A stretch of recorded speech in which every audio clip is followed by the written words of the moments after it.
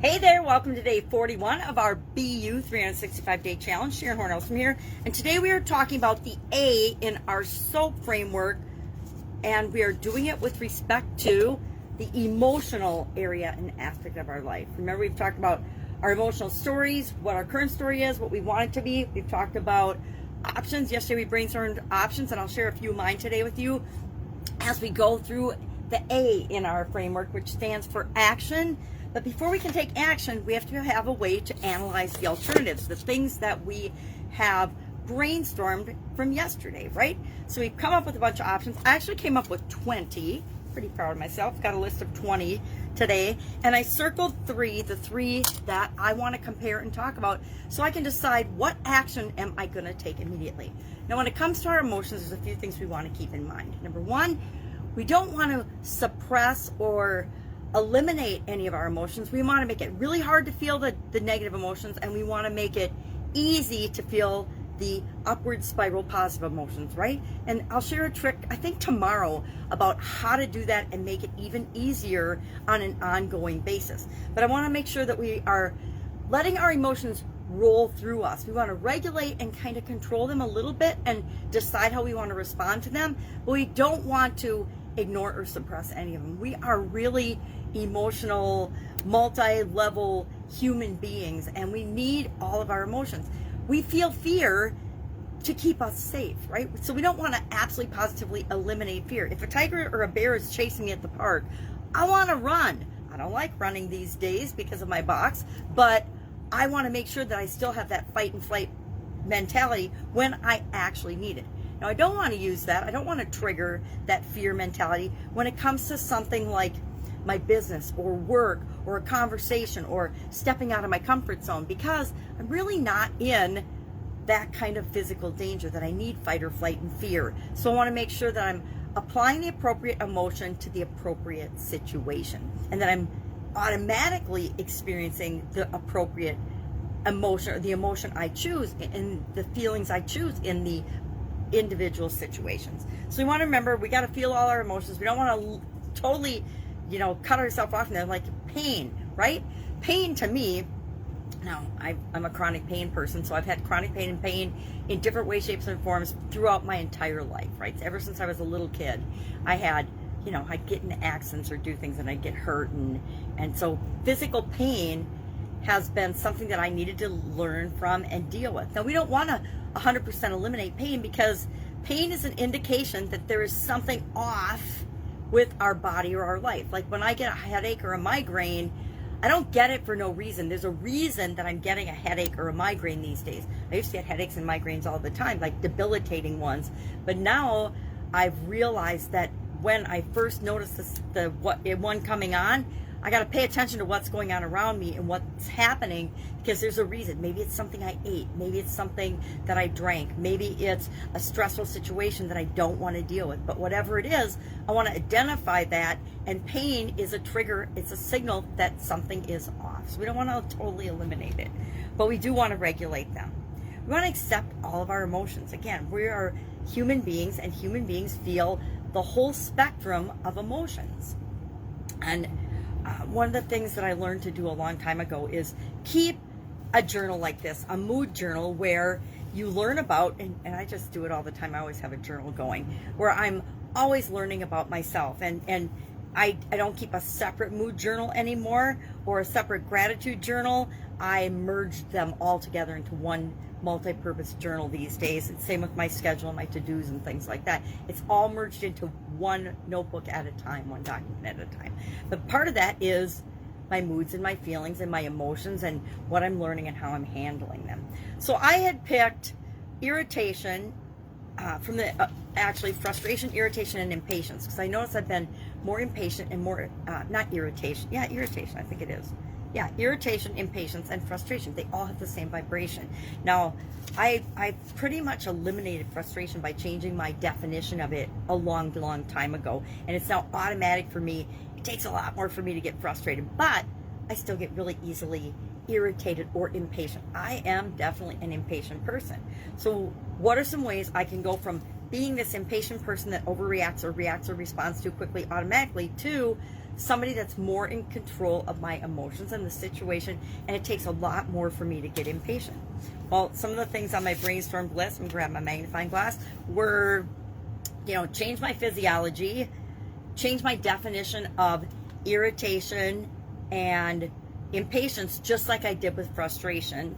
So that was one of my other 3 that I chose. And then the other one is something called the 2-day habit changer. I've got to come up with a better name for this, but it's basically the philosophy of you commit to yourself that you're going to do something for 2 days. So and so those were my 3 alternatives. So of these alternatives, how am I going to decide? Because they're all pretty different, right? Change my physiology, change my definitions, and the 2-day commitment. Those are 3 really different alternatives, right? So how can I decide what am I going to do? I need to have a tool to choose among diverse alternatives. It's like comparing apples to apples. Well, or apples to apples. We want to compare apples to apples, but these 3 things aren't apples to apples. They're more like apples to oranges or apples to lemons. So how do we compare them when they're not really easily comparable? And I'll share a bunch of tools throughout this challenge throughout the year. But I'm going to do my favorite, most simple one today, and that is the plus or minus tool. Now, I used to have a graphic for this, and I didn't grab it. I don't know that I still do, but let me take a peek. I probably do. For the plus or minus tool, it's very simple, and I don't have one. So you know what? We're going to do it right now. We are going to grab a piece of paper. All you do is in a notebook or anywhere, grab a piece of paper, grab a napkin, grab a Kleenex if you've got something that will write on a Kleenex. Just what's my decision or choice? And you don't have to put that on top, but I'm like, reduce irritation, I want. Or reduce impatience. That's my problem.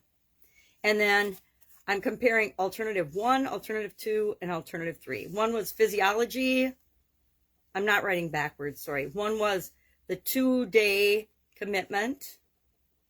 And the other one was change definition. This is a little symbol for change I learned in, I don't know, probably high school or college, but instead of writing out the whole word change, I would just do the little triangle because it's a symbol for change. And it made note-taking easier. I used to take notes in both English and German because whatever word was shorter, I would use that word in my notes. So people would ask to borrow my notes for classes, and they'd be like, what the heck do these say? And so I'd have to translate sometimes. So change definition.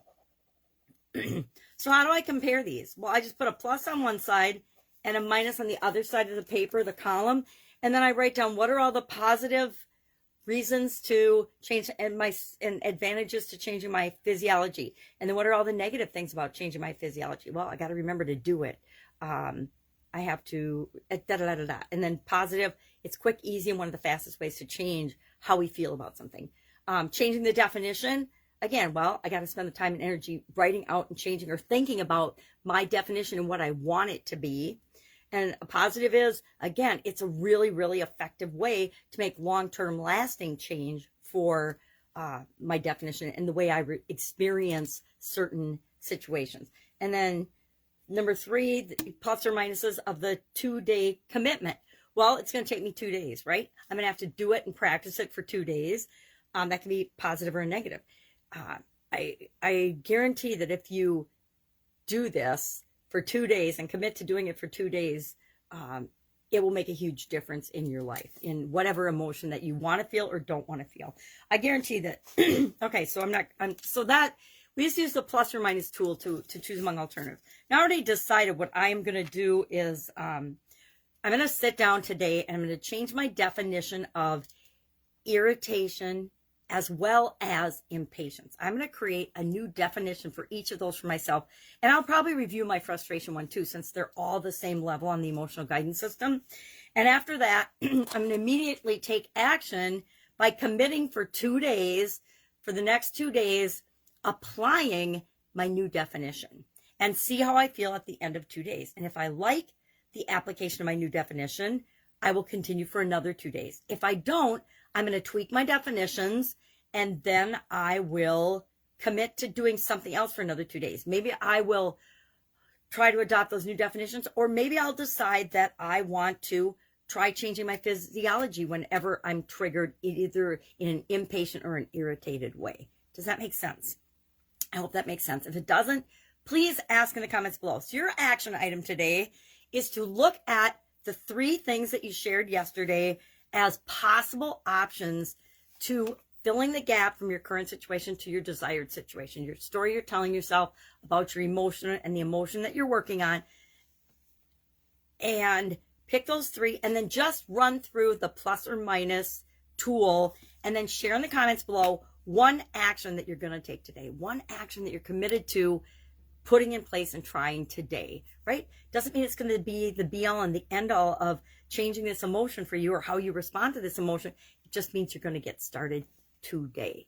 Any questions, hit me up. Otherwise, I will be with you tomorrow. And of course, we are going to hop into the P of our emotions, and we are going to wrap this up and find a way to make this automatic and just ingrained in you from now on so that your emotions aren't a problem. And tomorrow I will share the actually secret weapon that I use now to creating and getting the emotions that I want automatically and making it impossible to feel the things I don't want to feel, unless it's something like pain or fear that I need to know, that my conscious knows I need to know in order to take action on that particular emotion. All right.